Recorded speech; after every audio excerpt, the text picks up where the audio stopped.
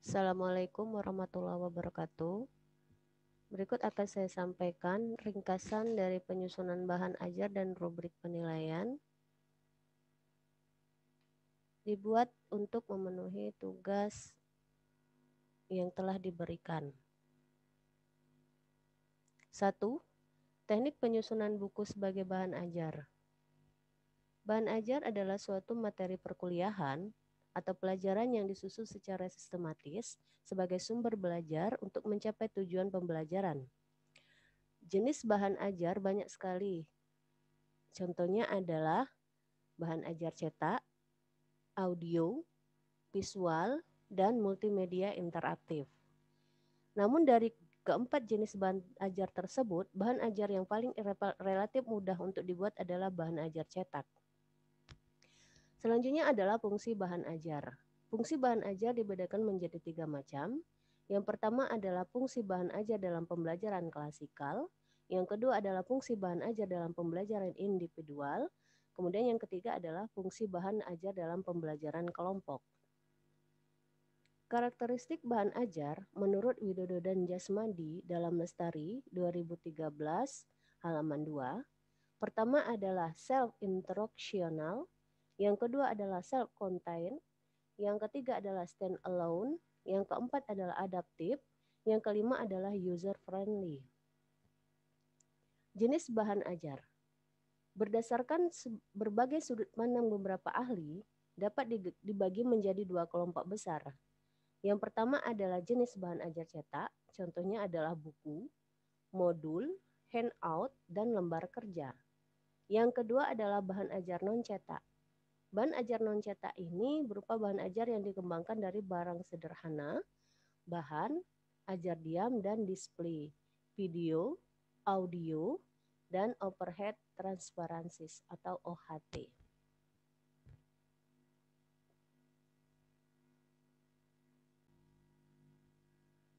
Teknik penyusunan bahan ajar cetak.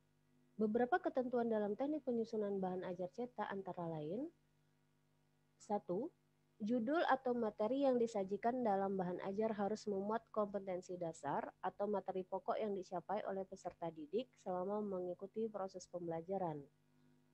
Yang kedua, menyusun bahan ajar cetak setidaknya ada 6 hal yang perlu dipahami.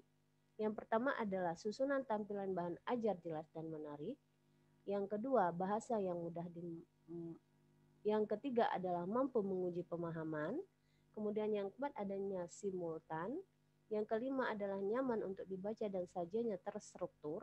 Kemudian yang keenam adalah materi instruksional menyangkut pemilihan teks, bahan kajian, dan lembar kerja atau worksheet.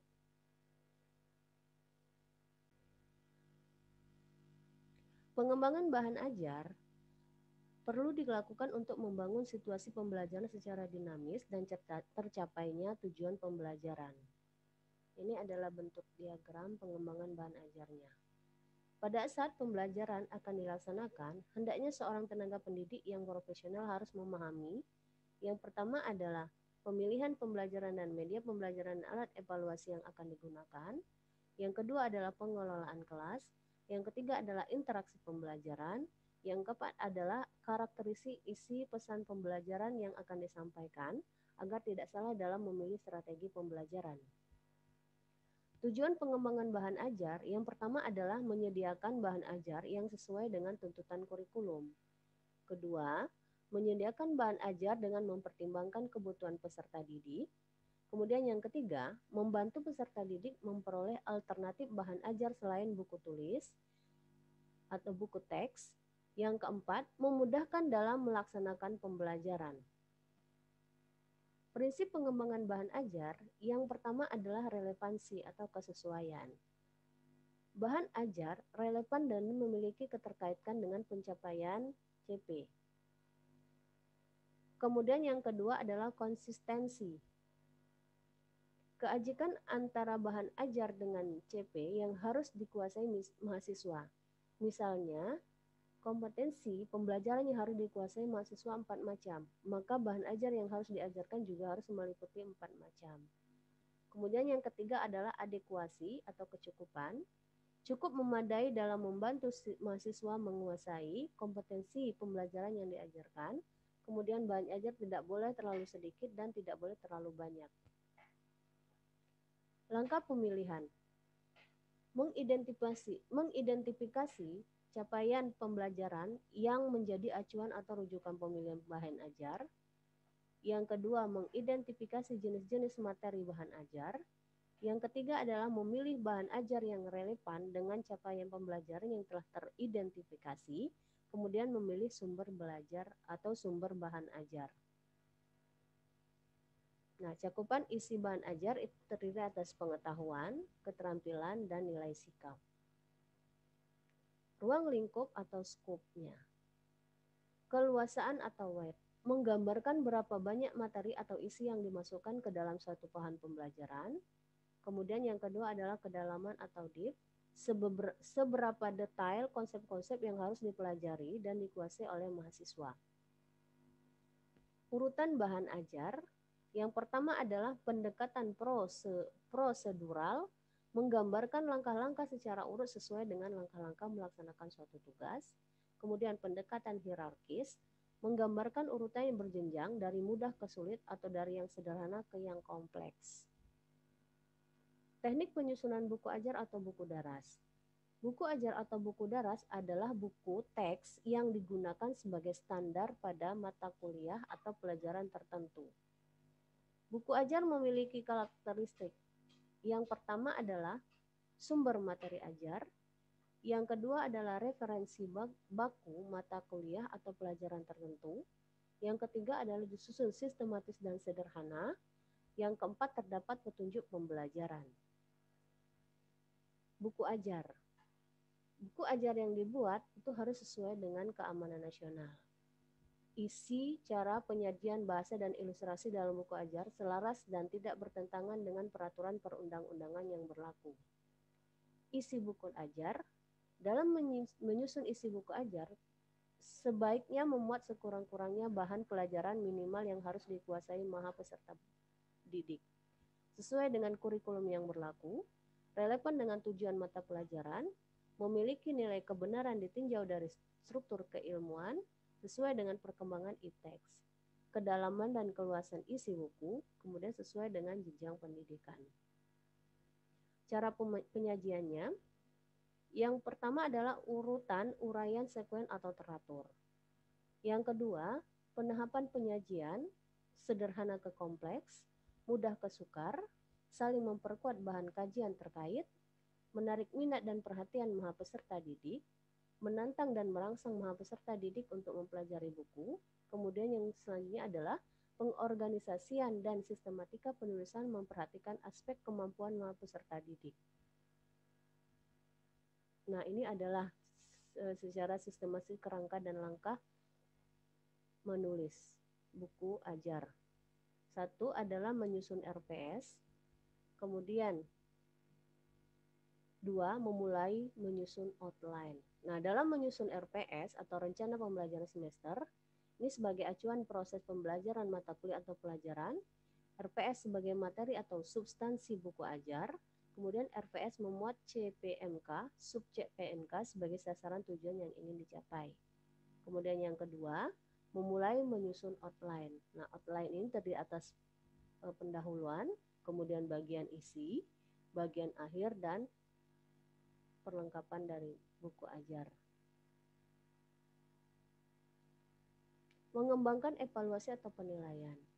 Penilaian adalah mengambil suatu keputusan terhadap suatu dengan ukuran baik buruk. Penilaian bersifat kualitatif. Kemudian penilaian terhadap bahan ajar sangat penting untuk memperbaiki kualitas bahan ajar. Bahan ajar yang berkualitas menjadi sumber belajar peserta didik dapat menunjang keberhasilan belajar. Kemudian penilaian adalah bagian dari proses pembelajaran sebagaimana berikut. Nah, ini adalah paradigma kurikulum sebagai suatu program. Untuk kolom yang ini kita lihat rancangannya, profil, kemudian CPL, kemudian berlanjut ke mata kuliah, dan rangkaian mata kuliah struktur atau kurikulum. Ini merupakan rancangan pembelajaran semester. Kemudian dalam proses pembelajarannya, ini ada proses dan asesmen, kemudian lingkungan, sarana, dan prasarana. Dalam proses dan asesmen ini terdiri atas dosen, mahasiswa, dan sumber belajar. Kemudian selanjutnya adalah luaran. Lulusan memiliki kemampuan sesuai capaian pembelajaran lulusan atau CPL. Penilaian terhadap bahan ajar juga dapat memperbaiki kebutuhan pelajar mahasiswa sebagai konteksnya. Ini adalah bentuk desain pembelajarannya. Ini adalah diagram desain pembelajarannya. Teori penilaian dalam pengembangan bahan ajar. Dalam hal pengembangan bahan ajar, Dick and Carey tahun 1996, halaman 228, yang dinilai dan perhatikan yakni yang pertama, memperhatikan motivasi belajar yang diinginkan, kemudian yang kedua, kesesuaian materi yang diberikan, kemudian yang ketiga, mengikuti suatu urutan yang benar, keempat, berisikan informasi yang dibutuhkan, yang kelima, adanya latihan dan praktek, kemudian yang keenam, dapat memberikan umpan balik, yang ketujuh adalah tersedia tes yang sesuai dengan materi yang diberikan. Validasi kelayakan bahan ajar yang dikembangkan dilakukan dengan cara yang pertama adalah uji coba keterbacaan, kemudian yang kedua adalah penilaian bahan ajar secara keseluruhan oleh pengguna sasaran, kemudian yang ketiga adalah uji terhadap capaian skor hasil belajar. Nah, ini adalah contoh lembar evaluasi atau penilaian bahan ajar yang di dalamnya terdiri atas kecermatan isi, kemudian ketepatan cakupan, kemudian ketercernaan, dan penggunaan bahasa. Dalam kecermatan isi, indikatornya adalah valid, selaras nilai sosial, kemudian mutakhir. Kemudian ketepatan cakupan isi, indikatornya adalah keluasan sesuai dengan tujuan instruksional, kemudian ke dalam sesuai dengan tujuan instruksional, kemudian keutuhan konsep. Nah, untuk ketercernaan, indikatornya adalah logis, runtut, cukup contoh dan ilustrasi, kemudian format konsisten, ada penjelasan relevansi, kemudian 6 ada penjelasan manfaat. Nah, yang keempat adalah penggunaan bahasa, indikatornya adalah ragam bahasa komutatif, ragam bahasa komunikatif, kemudian kata singkat dan lugas, ada daftar senarai, kemudian kalimat efektif, dan yang terakhir adalah paragraf memiliki gagasan utama. Dari tabel di atas, kita dapat melakukan analisis penilaian. Setelah melakukan penilaian terhadap bahan ajar, maka kita lakukan analisis terhadap berbagai aspek yang perlu diperhatikan dalam mengembangkan bahan ajar. Setelah itu, baru dihasilkan sebuah keputusan atau kesimpulan terhadap bahan ajar, apakah sudah mencapai tingkat kelayakan, kesesuaian dan tujuan yang ketetapan terhadap isi dan materi, serta apakah perlu dilakukan perbaikan atau tidak. Demikian ringkasan yang dapat saya berikan. Semoga apa yang saya sampaikan ini dapat bermanfaat. Terima kasih. Assalamualaikum warahmatullahi wabarakatuh.